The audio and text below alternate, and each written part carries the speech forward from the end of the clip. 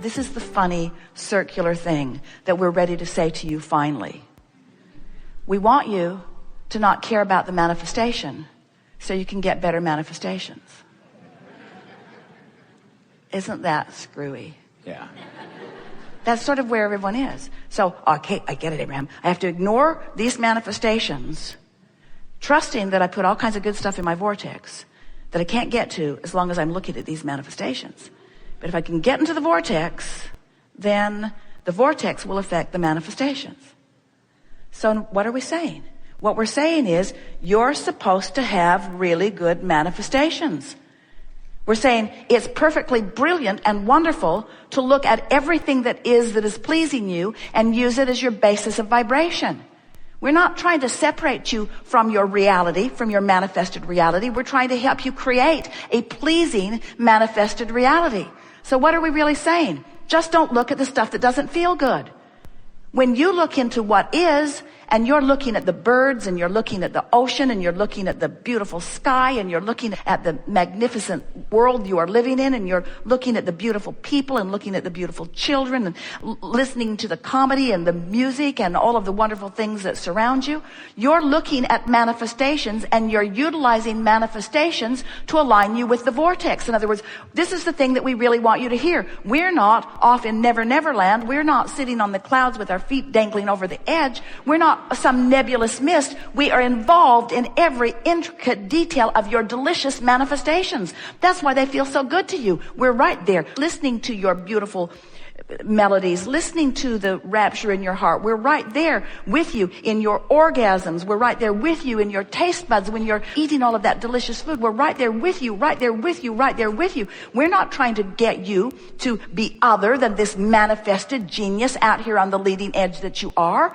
We're not trying to separate you from that. We want you to be that. We just want you to spend less time in the contrasting parts that are depriving you then of the manifestation that is coming. Is that clear? Vortex first, then manifestation follows. Vortex first, then manifestation follows. So as you're exploring all of these things and talking about the things that you were talking about, social injustices or things in the world that aren't working as well as you would like them to, still your optimism is so supreme because you largely know that you're here for improvement. And so poking around in the problem is known by the whole of you as part of the improvement process, part of the joyous creative process. So the emphasis that you feel, the majority of what you feel, is the aliveness, the social interaction, the co-creative dance, the brilliant minds coming together, the insights that are occurring to you. Your inner being, here's a good way of saying it, your inner being will come to the party, will come to the debate and make you brilliant, even if you're talking about the side of the proposition that you don't want to support. Totally. Isn't it interesting? Because that's the game you're playing. In other words, in this game, I'm going to take this discussion to a whole new level, and I'm going to make them see something that they've never seen before, and I have the resources to do that. In other words, my inner being, does that mean, yes, we're having a little party here on our own. Does that mean that my inner being would actually help me in the promotion of a step one moment? Yeah. Would it? Would your inner being actually help you to get clearer about what you don't want as in a debate so that you can give birth to what you do want? Really? Now, we haven't been there before, have we? In other words, this manifestation, this fullness of who you all are. In other words, this whole conversation is you can't get it wrong and you never get it done. And as long as you're feeling mostly fun and joy about what you're doing, then keep doing it that way, you see. Totally. We don't ever want you to say, oh, I study this spiritual stuff. Yeah. Which means it's like being a vegan. Yeah. We love you very much. But you're so pure about what you eat, you're not eating anything that tastes good.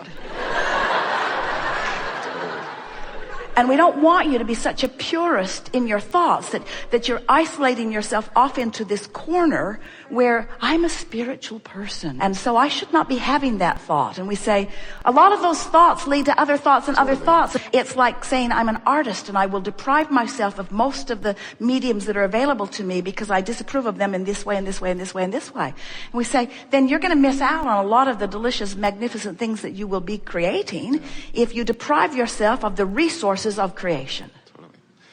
There's a tendency to think that I should do it. And the question always should be, do I want to do it? And the reason that do I want to do it is such a good question is because your inner being has very strong opinions about what is wanted by you, because you've been putting the pieces of it over there into your vortex, and your inner being stands as the full knower of what you want to do. So if you are letting your desire lead you, and so it led you to that, but it will lead you beyond that, and it will lead you beyond that, and it will lead you beyond that, and it will lead you beyond that. You can't stand still very long anywhere because your expansion is rapid. So if we were standing in your physical shoes, we would be milking our current reality for every delicious thing that we could focus upon. We would be making lists of positive aspects. We would be doing rampages of appreciation. We would be doing anything and everything that we could do to extract a keen awareness, a sharp, specific awareness in ourselves right here, right now, of the beauty of that which is. But if we find ourselves in a moment where the beauty isn't dominant, where the beauty isn't compelling, where the beauty isn't even seeable because of what we are focused upon, then we would not try to wring it from the manifestation. We would instead find our way into the vortex, the emotion of feeling, knowing that if you can do that, that the vortex will then give you immediately a more pleasing manifestation. And at first, the manifestation will be emotion. Next, it will be trains of thoughts will begin to come. Ideas, inspiration. Next, it will be others collaborating. Next, it will be heaven and earth moving to accommodate you in whatever you want. In other words, there's no limit to the details that manifestations will bring. So that leads us to what we talked about just before segment of refreshment that we were really wanting to talk about. Because every moment that you are conscious, you have this abiding awareness, you cannot get away from it, of your relationship between who you really are and all that you've become and how much you're letting in. In other words, in every moment you're having a manifestational emotion, an emotion that is a manifestation in every moment. If you're bored, it's a manifestation and it's telling you about this relationship. If you're excited, it's a manifestation in this moment that's telling you about this relationship. If you're fearful, it's a manifestation that's telling you about this relationship. In other words, you can't stop having a feeling, can you? Isn't something that you say constantly how I feel? Well, I feel this or I feel that. Aren't you aware of how you feel? I feel tired. I feel happy. I feel bored. I feel hungry. Well, hungry, that's a little different. I feel these emotions. I feel all day long. I feel bored at work. I feel uninspired at work. I feel inspired.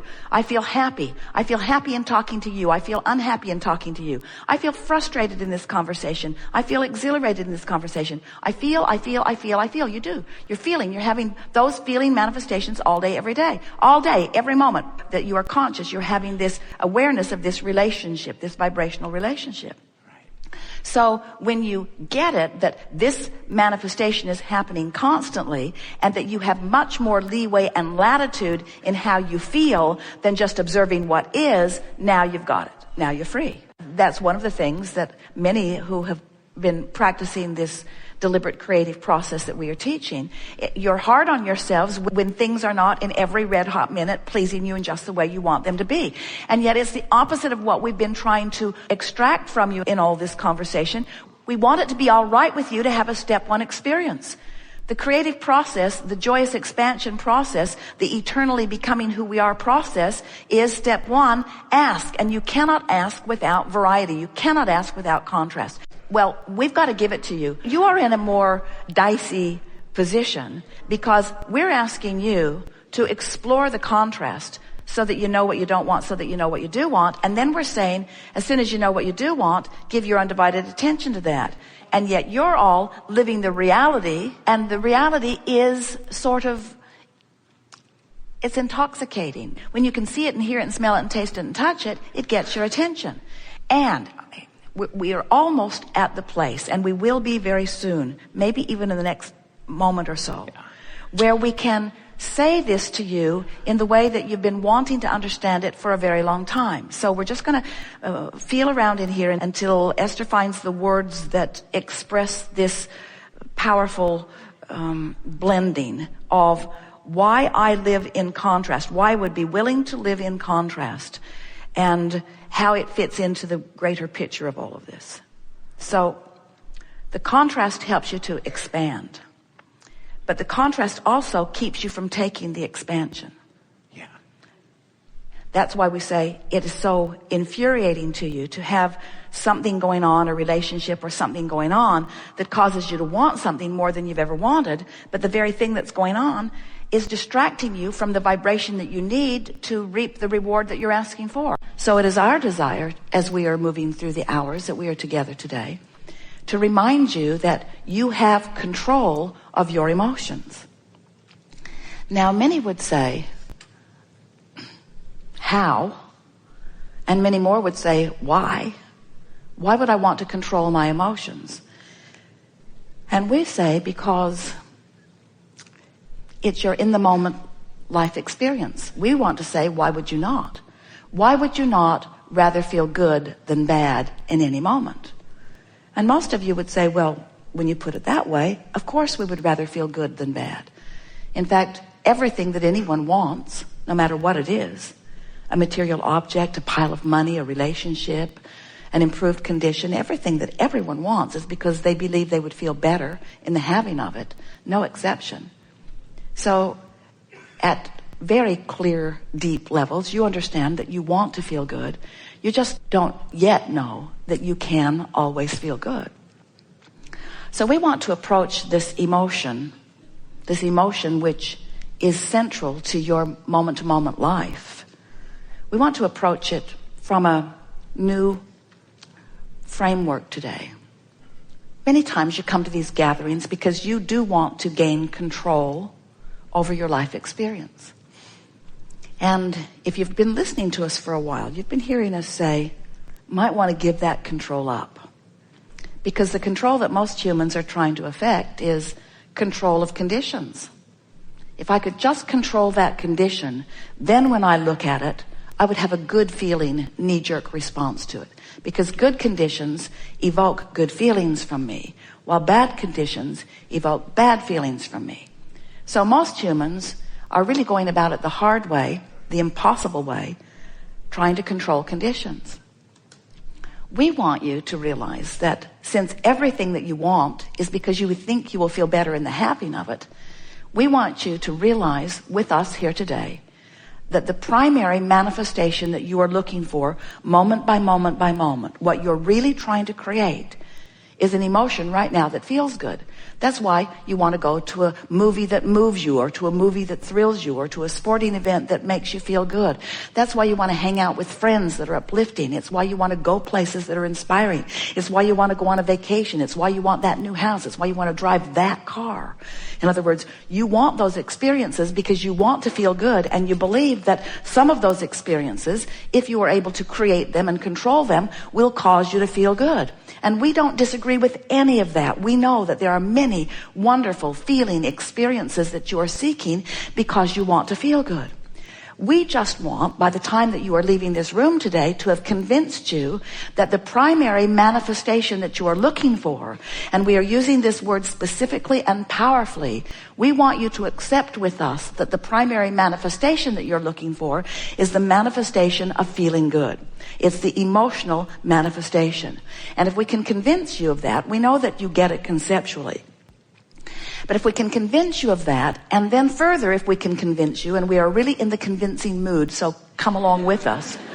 If we can convince you that not only is the manifestation of emotion the manifestation that you're really looking for, but that it is something that you can control. You can control your mood manifestation. You can control your attitude manifestation. You just got to understand how it works. And you got to care enough about how you feel to be willing to direct your thoughts in places that do cause the manifestation that feels good, and then you've got it. Once you figure this out, once you accept that the way you feel is in your control, and is, after all, what you have been here in the process of creating all along.